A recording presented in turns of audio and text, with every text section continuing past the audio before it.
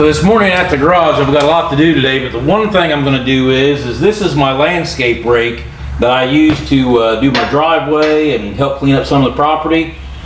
These things are handy as they could be, and if you've not used one of these to work on your gravel driveway, if you have a long gravel driveway, this is the ticket. Beats a drag all to pieces. And if you want more information on that, I can tell you later. Make a comment. The biggest problem is I was using this behind the John Deere 650, and we had the bars on, everything was all hunky-dory. And then I put the bushings on here because I put the quick hitch on the John Deere. I went to hook it up and didn't even think about that it's too wide. It doesn't work with a quick hitch. So today what I'm going to do is I'm going to narrow the bottom end where it works with a quick hitch.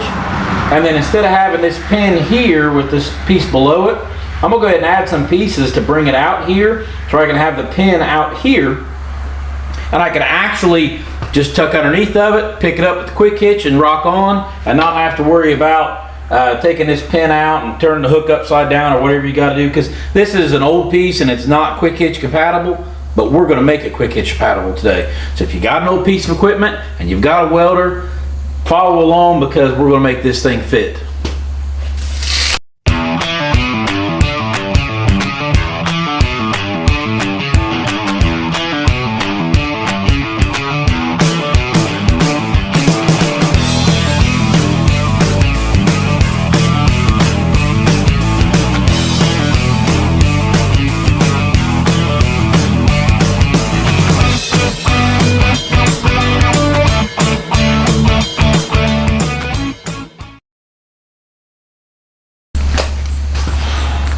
Okay, so my distance to the pin as far as height goes is good.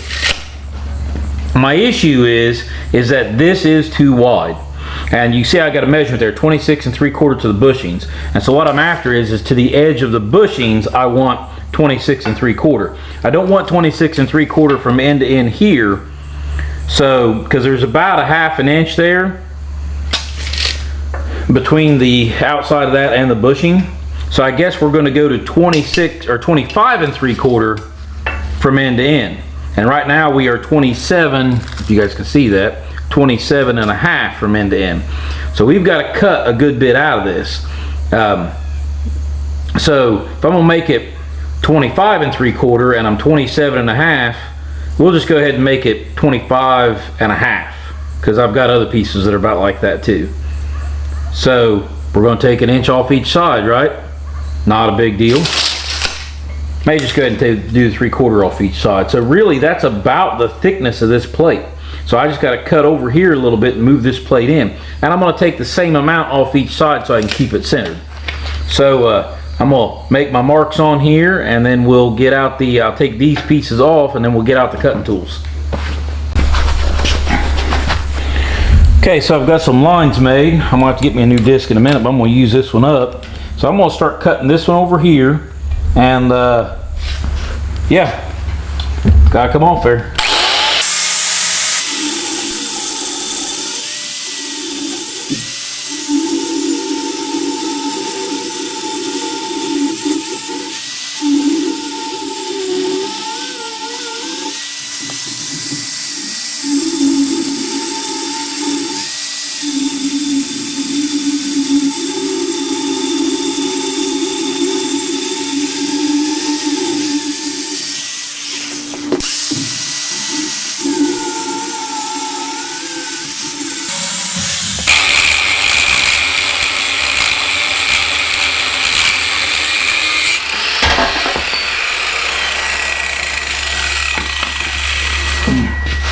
Ta-da!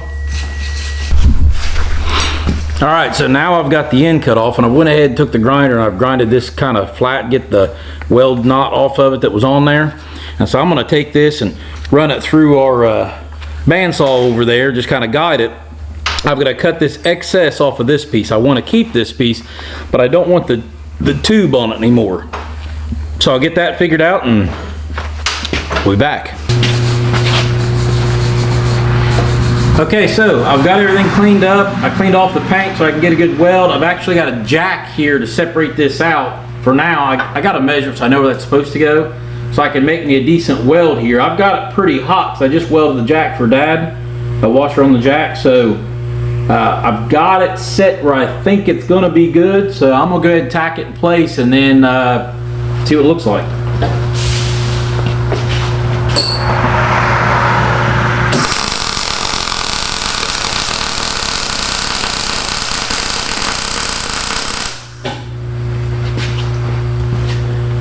There. I'll move that down.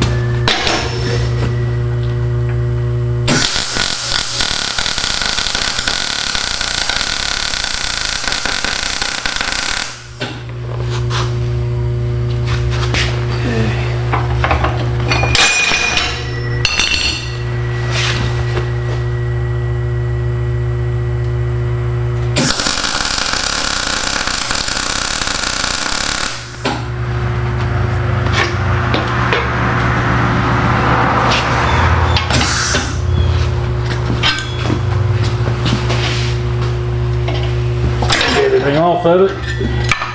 See what it looks like here. I think that's going to be all right. Our original measurement was like 27.5. So we're 26 3/4 now, which means we have come in 3/4 on this side, which is what we wanted to do. So, and it looks good and straight.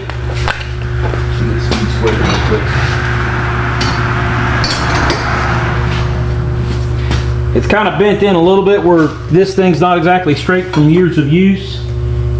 But now, Speed Square says that's close enough, and it looks straight on with that, so I'm going to go ahead and burn that in.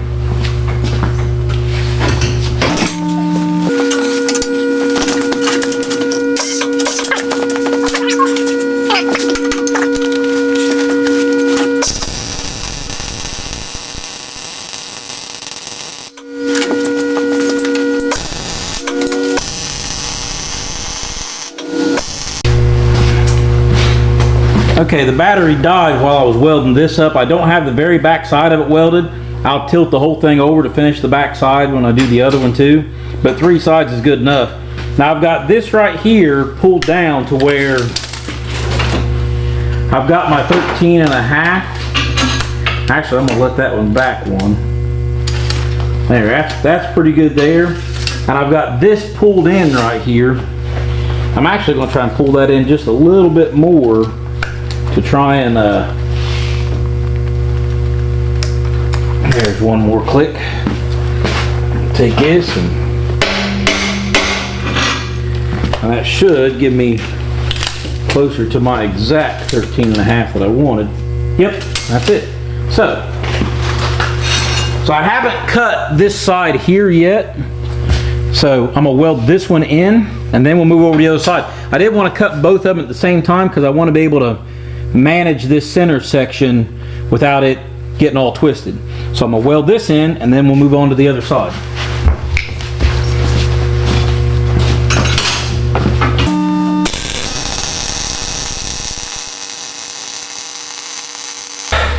Alright, so that side's done. I'm gonna do this side the same way. I'm not gonna film it because you guys already seen one side done, and then I'll work on the top piece. So I'm gonna get this side here done and then we'll move on to that step. Okay, so I got the other side of it done, and then I went to fishing around underneath the bench and I found this old scaly metal that looked like 2 pieces had been welded together, and I cut me a 6-inch piece off of it, and I made these, and I've already drilled a hole in that one, so I get a little ahead of myself because I got working without the camera and forgot about filming, guys, I'm sorry. But, so I gotta drill a hole in this one, and once I get the other hole drilled in this one, I'm gonna round these corners off to make them a little nicer. And then I'll show you how I'm going to put them on there and why I'm doing this. This will make it to where I can back up to it, quick hitch it, roll on, never have to remove a pin or nothing else. I'll leave this pin in the landscape rake all the time. So let me drill that hole and I'll show you. So I got my 2 pieces made, and the one I've got clamped on here already. And so this is to offset out so I can put a pin in there and the hook can just come up to the pin and hit it. Notice it's longer than the pivot here, and what I'm going to do is as I weld this, I'm going to take that pipe wrench, and it should be pretty hot by that point in time, and I'll just kind of pry it here. I should be able to break it right in here once I get welded up to that point and bend it over. And if not, then maybe I'll heat it or do something else. And the other one goes on the other side. And so I'll get that tacked up there.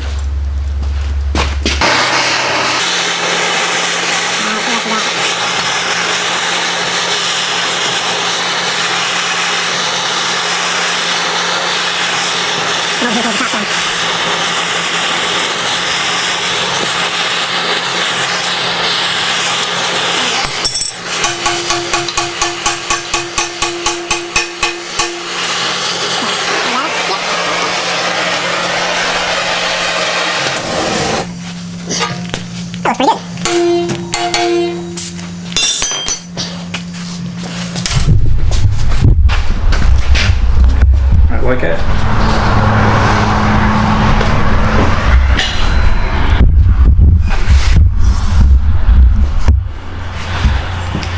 So now I'll finish welding that up. I gotta clean up my weld. It kind of started digging in deep on this side over here, and I had to go back to a 5 over there. I was cutting in too hard for where I was welding at. So I'll get it put together. Well guys, we are at the farm this morning to finish this video up, and early morning, got my coffee, sun's come up. Normally I would be at work right now, but today's a school day. If you're not following our channel to the point that you know that I started back to college and now I'm working splits and all this other kind of weird stuff, then you wouldn't know that. But it's Tuesday morning. I worked on this Saturday, and I got it back here, I unloaded it, and yesterday I used it to rake up a huge pile of sticks and clean up the yard in order for me to mow. And the landscape rake works just exactly like it used to, but the difference is now it connects to the quick hitch like it's supposed to, and I can unhook from it, which right now I better not do that because it's sitting on the weight of it, but I can raise it up, pull the levers, and set it down and walk away from it, and I can turn around and pick it up with this tractor. And oh, by the way, sneak peek of what's coming for another future video. You get my reviews on that right there. That is a new Coyote grapple, and I'm not gonna tell you anything about it. You have to wait for that video. But this turned out great. Works great. I may eventually clean it up with the wire brush and actually spray the whole thing yellow, but maybe not. I probably won't. It probably won't happen. I'll probably just keep using it the way it is. The white paint in the areas where I welded, and that's good enough. So if you guys like this video, like and subscribe, all that good stuff. If you didn't like this video but you're curious about other videos we got going on, go ahead and hit that subscribe button. That way you can see what else we got coming out. And if you got anything to say about the landscape rake, you got questions about the little 650 John Deere it's hooked to, because that's the one the landscape rake stays behind most of the time. Got questions about the Coyote, or you got questions about the farm, go ahead and comment below. And I think that's about it for this video. Landscape rake works like a landscape rake. It does exactly what it's supposed to do, and now it fits the 3-point hitch, and that was the entire project right here, was to get that to fit my quick hitch. So I can't talk this morning. So guys, see you later. Thanks for watching, and that one's done.